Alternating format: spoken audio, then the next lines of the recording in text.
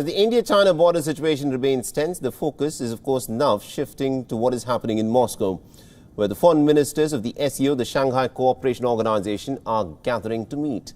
Now, India's Foreign Affairs Minister S. Jaishankar will be attending the SCO ministerial meeting. He'll also be holding bilateral meetings, starting with his Russian counterpart, Sergei Lavrov. Now, both sides will be focusing on aspects of bilateral and regional concerns, but when it comes to the issue of the India-China border tensions, Moscow has adopted an approach of non-interference in the issues between the two countries. A lot now hinges on how things go in Moscow. The Chinese Foreign Minister Wang Yi is there as well, and Jaishankar and Wang Yi will be face-to-face at least 3 times in the course of the day today. They'll also be participating in common engagements.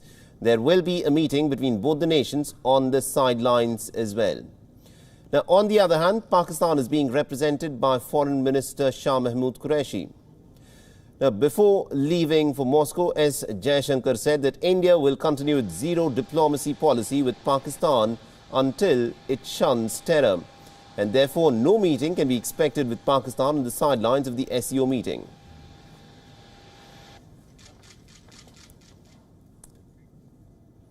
Meanwhile, the United States has announced the withdrawal of troops from Iraq, formalizing a long-expected move. The U.S. military has announced the reduction of troops from 5,200 to about 3,000.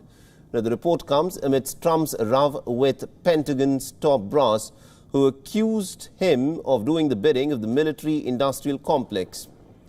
In a widely publicized remark recently, Trump had said that the top people in the Pentagon might not be in love with him because he wants to do nothing but fight wars.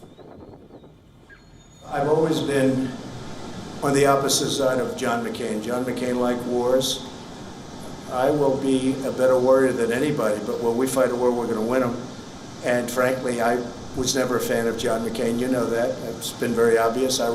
But I had to approve his entire funeral. I wanted him to get. He deserved a first class. You know, it all was approved by me. We sent Air Force One to pick up the casket, a lot of things. But no, I was not a fan of John McCain because he wanted the endless wars, and I didn't. The expected drawdown is in line with Trump's previous pledge to reduce the number of troops in the war-torn nations.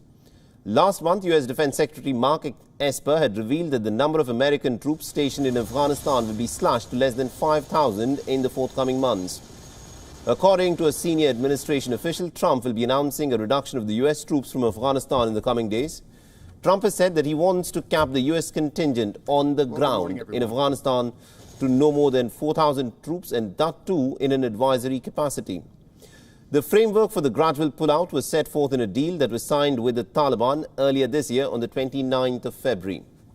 Although the U.S. is scaling down its presence in Iraq, unlike in Afghanistan, Trump does not want to leave the country completely after Washington and Baghdad fell out over the killing of the top Iranian General Qasem Soleimani in January. Washington has ignored calls to withdraw immediately, insisting that U.S. presence in Iraq was appropriate.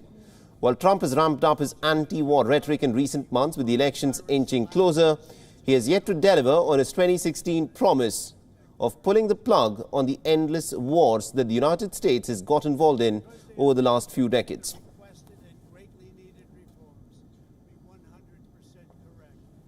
China has total control over the world.